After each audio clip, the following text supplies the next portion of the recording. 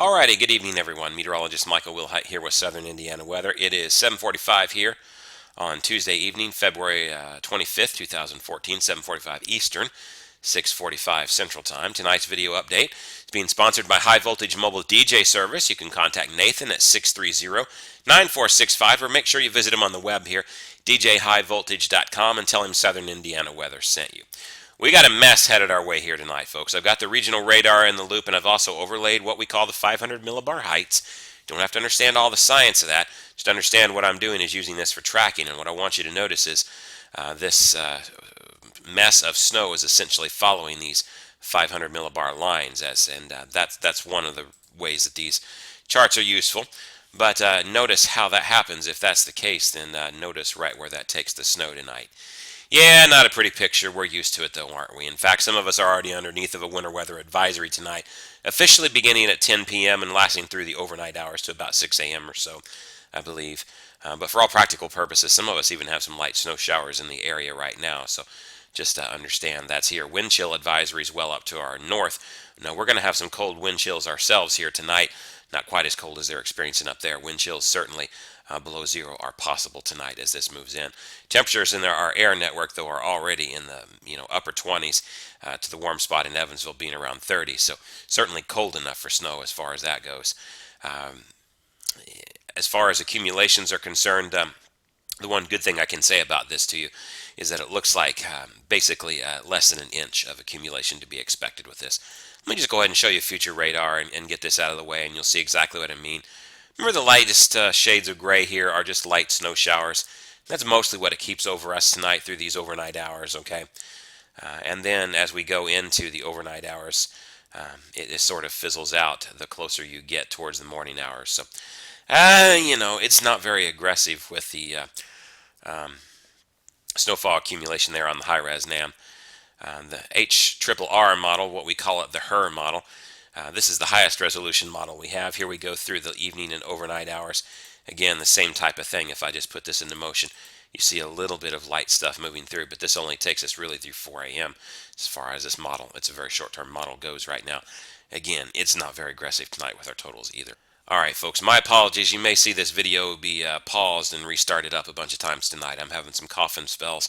I've been fighting bronchitis now for 3 weeks, and I'm on yet another round of antibiotics from the doctor.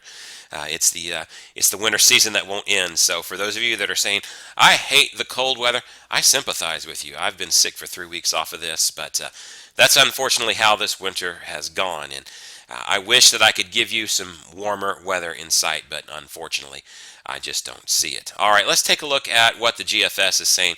Our next winter storm event that we're really going to have to deal with any impact is Sunday. I've been talking about this now for 3 or 4 days on our videos, and it looks like it could be a pretty high impact type of an event. So if you want the short version of this, you can just flip over and watch the quick cast video that I've posted, and you'll be able to see that short version.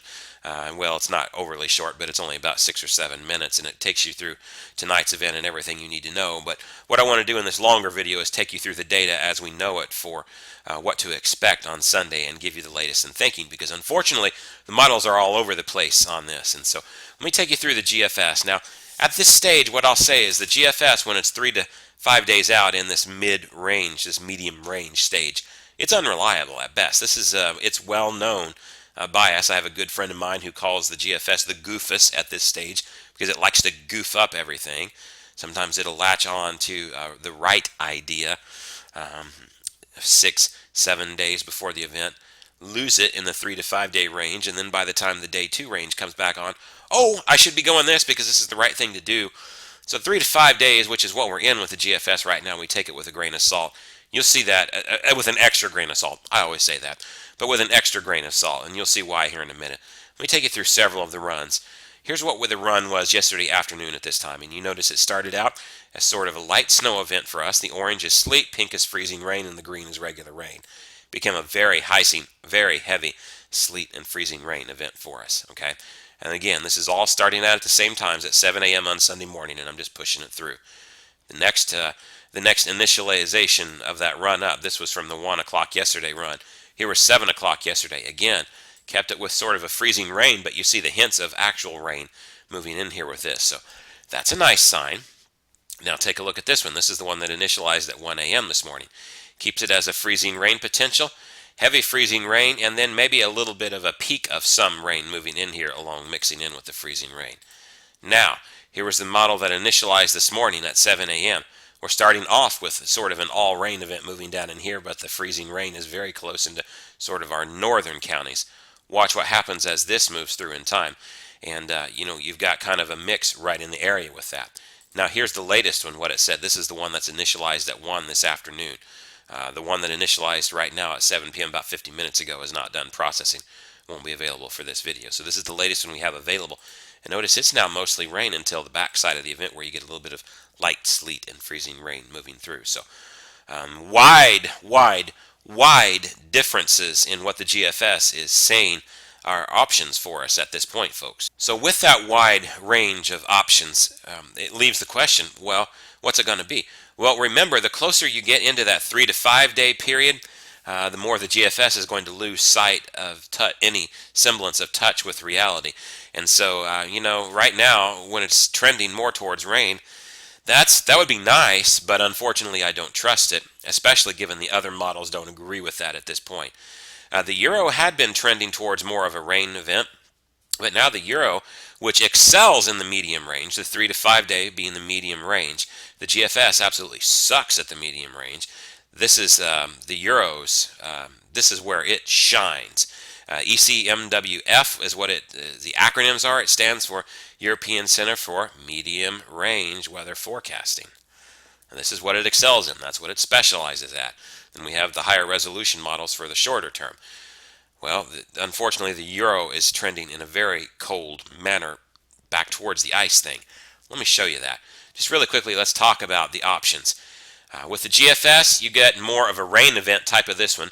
But in some of the older GFS ones from yesterday where it was staying still an icing event, let me pull you up that snow map and show you that even there was a little bit of snow, but it was mostly an icing event for us. Maybe 2 inches of snow in pockets, but mostly an inch or less. All right, my apologies, folks. The coughing just won't go away. So we've looked at the GFS. Now let's look at the Canadian, and you notice a very wide range of difference, don't you? Here's your GFS. Confines the heaviest snow to the north, gives us more of an icing event. Take a look at what the Canadian does. Heavy snow swath over us. So, this would be snowmageddon type of a snow, right?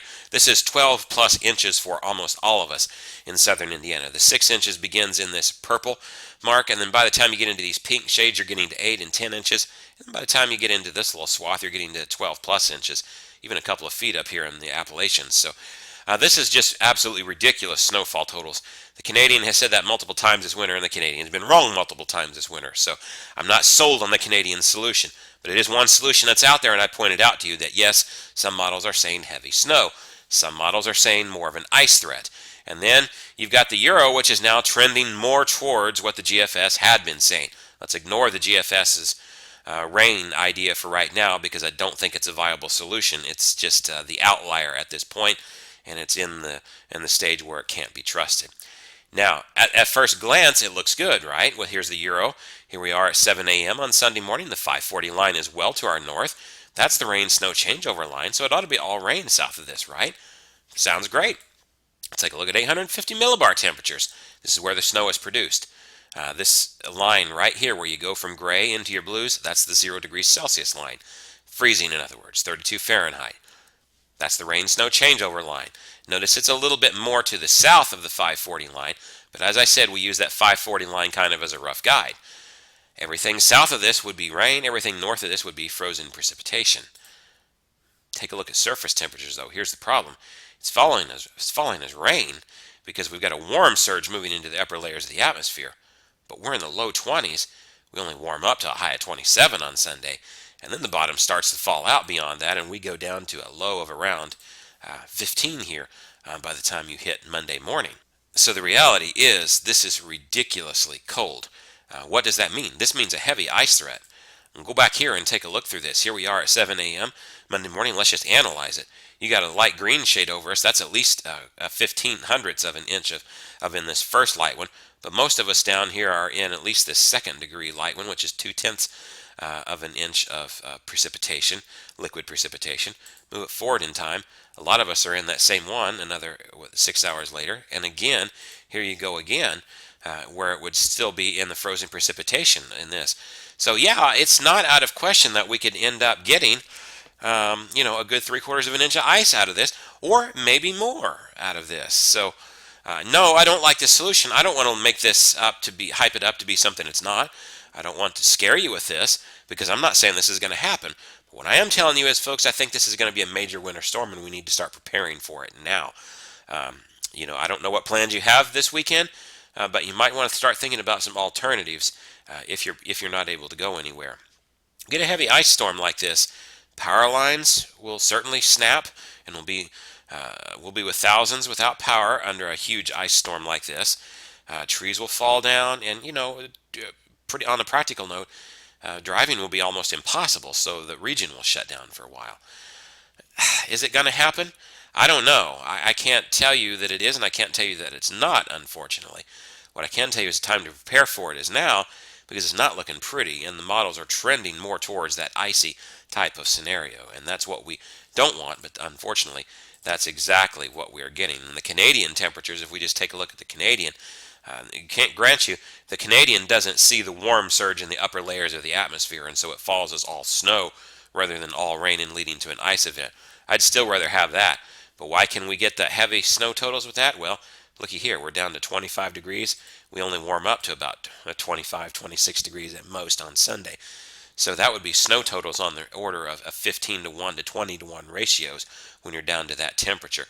And that means if you're at a 20-1 ratio, which would easily be reachable for these type of snow events, if we were that cold and it was indeed snow, 1 inch of liquid that could be over there. Well, that could easily be 20 inches of snow. So, yeah, I mean, that would normally be 10 inches of snow, because normal wet snow is 10-1, but you're going to double that whenever it's like this. So, yeah, heavy snow total is certainly possible if it stays all snow. But I'm not convinced it's going to stay all snow. Right now, I could see it legitimately being an icing event, or I could legitimately see it being an all snow event. And the reality is, we just don't know which one it's going to be, unfortunately. So, because it's something that we don't know which one's going to be, unfortunately, we will take a look at the 7-day forecast, and you'll see exactly what I did.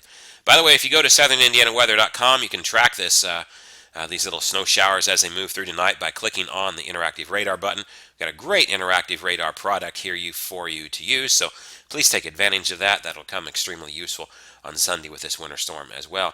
But you can then hover over and click here on 7-day forecast, get your updated 7-day forecast. I think we're going down to about 12 or 13 degrees tonight with the snow. Again, accumulations of up to an inch possible, but those probably more isolated areas. I'm thinking a dusting too, just a little bit more than a dusting likely for most of us. Mostly sunny and very bitterly cold tomorrow with a high around 24. By the way, our normal low for this time of year is 29 to 30 degrees right around the area, so we're not even going to make it above what our normal low is. That's depressing. Low of 15 on Wednesday night. Oh my goodness. Wind chills. 5 below 0 to 10 above possible. So this is a dangerous type of a setup, folks. Again, Thursday, mostly sunny and bitterly cold again with temperatures in the 20s. My apologies, folks, there. Friday is going to be the next weather maker that moves in. Cloudy and cold. You got a chance of those light snow showers around. I didn't really cover this. I don't think it's going to be a major event, but minor accumulations are possible again. It'll begin in the afternoon time and then go through the overnight hours. So again, as you wake up on Saturday morning, you got a chance of another little bit of light snow. But we rebound to the 40s, so I don't think whatever is there will stick around for very long. Chance of some light snow as this starts on Friday night, but that warm surge in the upper layers of the atmosphere should change it over pretty quickly. And if that happens, I think we're starting to look at more of a wintry mix of freezing rain and sleet type of an event, unfortunately. Could still be snow. The way I've worded it in my forecast right now is just wintry mix of snow, sleet, and or freezing rain all possible. And I think that's the best way to word it, because right now at this point, we just don't know. But it does exist there, the potential for a major winter storm. So keep it right here for the latest updates. And then take a look at temperatures beyond that. Oh my goodness. bitterly cold temperatures, a high of only 18 on Tuesday. Check out these lows. And I'm being conservative on the lows, folks. If you take a look at the raw output from both the Canadian model and the European model for early next week, it takes us below zero again. That's dependent on a very heavy snow and ice pack. So, yeah, if we get the heavy snow and ice pack, I could easily see that happening again. I'm being conservative and just forecasting mid single digits for now, and we'll adjust those down accordingly if we need to once we get more